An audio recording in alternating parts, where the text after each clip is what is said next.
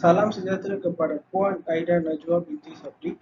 Pada hari ini, kumpulan kami akan membentangkan mengenai tajuk dasar kerajaan mengenai pandemik COVID-19 bersama ahli kumpulan saya iaitu Udaya Surian, nombor metrik 291039 dan Kisha Kumar, nombor metrik 291149.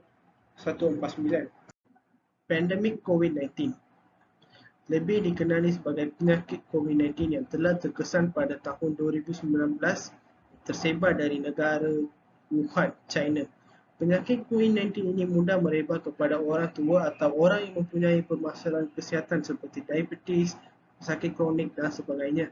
Bagi mengawal pandemik ini, pihak kerajaan kita telah mengambil langkah untuk melaksanakan Perintah Kawalan Pergerakan PKP Fasa 1. Pada masa yang sama juga, pihak KKM telah memperkenalkan vaksin kepada rakyat untuk menyuntik supaya tidak berjangkit penyakit COVID-19 ini. Tujuan suntikan vaksin adalah bagi mengurangkan gejala penularan COVID-19 kepada masyarakat di luar sana. Namun begitu, pandemik COVID-19 ini telah memberi beberapa kesan terhadap pihak kerajaan. Antaranya adalah setelah melaksanakan PKP, ekonomi negara Malaysia telah meruntuh kecuali sektor makanan. Pihak kerajaan telah menurunkan harga barangan bagi mengawal rakyat supaya tidak membeli barangan secara panik. Industri pelancongan telah ditutup dan kerajaan mengalami kerugian yang banyak kerana ia adalah satu pendapatan utama negara. Kerajaan juga terpaksa menolong rakyat yang hilang pendapatan isi rumah akibat pelaksanaan PKP.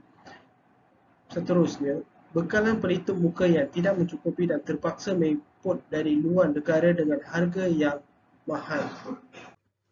Hai, selamat sejahtera kepada semua. Saya Udaya Surian, nombor matriks 291039 akan membincangkan satu tajuk berkenaan dengan cabaran yang dialami sewaktu dasar kerajaan mengenai pandemik COVID-19. Antara cabaran pertama yang dialami oleh kerajaan Malaysia sewaktu pandemik COVID-19 ini adalah rakyat bersambil lewa dan tidak memikir akan masa depan mereka. Pada waktu yang sama, kebanyakan rakyat Malaysia pada waktu permulaan pandemik COVID-19 ini iaitu pada Januari 2020 tidak mengambil berat disebabkan penularan wabak COVID-19 ini mungkin merebak di tempat jauh daripada mereka dan bukan di sekitar mereka. Ada setengah masyarakat yang mengambil tahu akan kesan dan keburukan yang mungkin berlaku daripada penularan ini melalui berita, laman seseorang, aplikasi Telegram dan lain-lain lagi. Seterusnya, tuan-tuan, kebanyakan rakyat Malaysia gagal mematuhi arahan dan SOP yang dikeluarkan oleh Majlis Keselamatan Negara iaitu MKN seperti pemakaian pelitup muka dan penggunaan pembersih tangan hand sanitizer.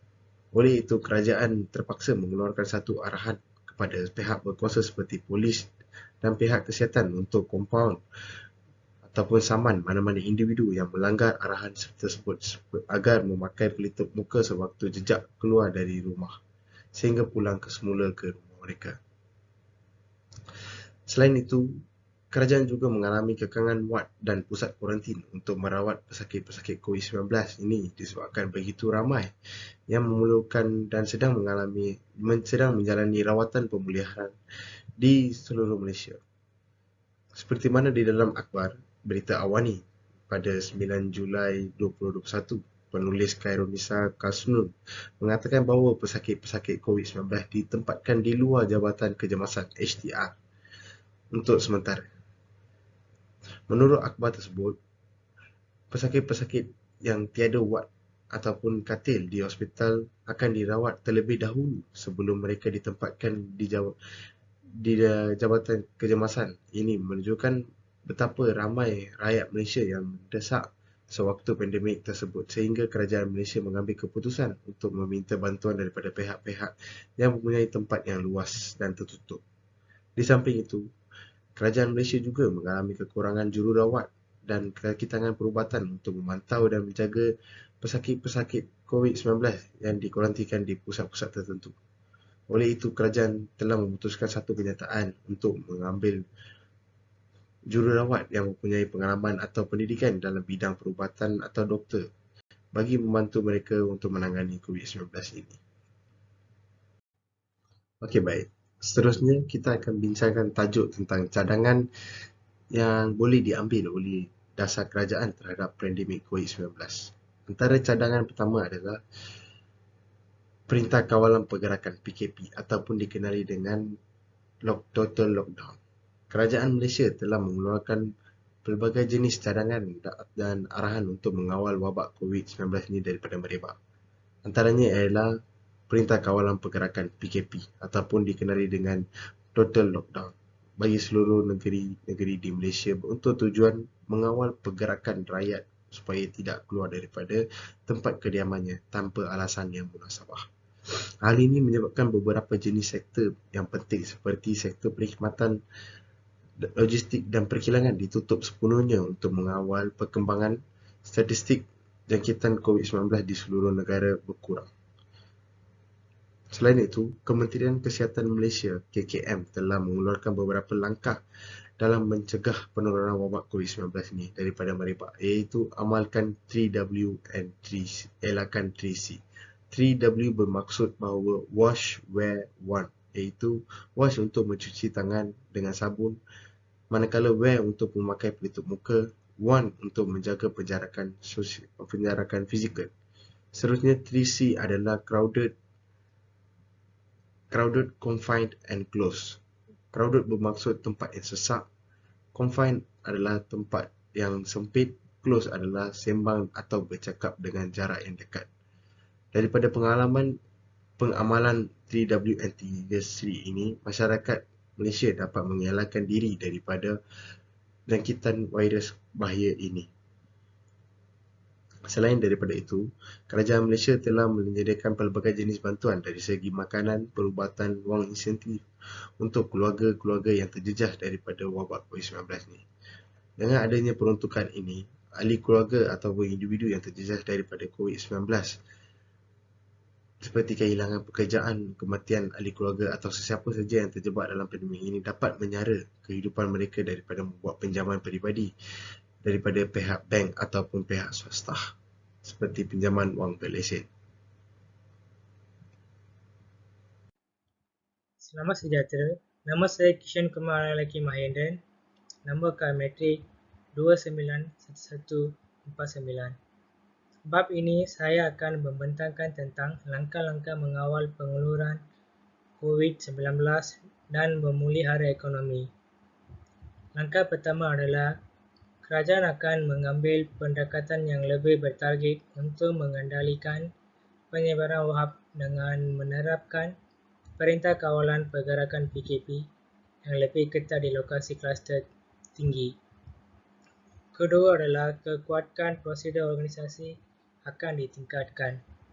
Seterusnya adalah kerajaan akan mengambil langkah tambahan dalam waktu dekat untuk mengatasi masalah tersebut. Langkah keempat adalah bantuan yang disasarkan boleh membantu mereka yang terendah seperti fakir miskin dan mereka yang hilang pendapatan. Langkah seterusnya adalah kerajaan ada peningkatkan baru-baru ini dalam dukungan untuk perdagangan, terutamanya peniaga yang telah berjuang sejak bencana PKP. Seperti peniaga-peniaga ini sekarang mula dibuka kembali dan kerajaan akan membantu mereka. Langkah terakhir adalah memberikan fokus utama pada digitalisasi akan membantu mendorong pertumbuhan sumber-sumber kekayaan baru dan transformasi ekonomi negara dalam kegiatan berbasis pengetahuan dan inovasi. Slide terakhir adalah kesimpulan. Penerapan PKP untuk membendung wabak COVID-19 berdampak besar bagi masyarakat, terutamanya mereka yang bekerja sendiri, melihat mereka tidak biasa keluar mencari rezeki seperti biasanya. Hal ini memberikan rasa aman bagi mereka. Atas dasar kepedulian dan tanggungjawab kerajaan, aliansi dan negara, berbagai bentuk bantuan dan sumbangan telah diusulkan. Pelaksanaan PKP telah ditunjukkan khusus kepada mereka yang terjejas. Pada masa yang sama, syarikat korporat, NGO dan penderma individu turut tampil menghulurkan sumbangan melalui pelbagai dana yang telah dilancarkan sepanjang PKP. Bantuan dan sumbangan daripada semua pihak tersebut memberikan impak yang sangat besar kepada rakyat yang terjejas dalam meneruskan kalangan hidup. Amalan ini sesuai dengan ajaran Islam kerana ada ganjaran yang besar menanti mereka yang melakukannya. Itu saja pembincangan daripada kumpulan kami. Sekalian terima kasih.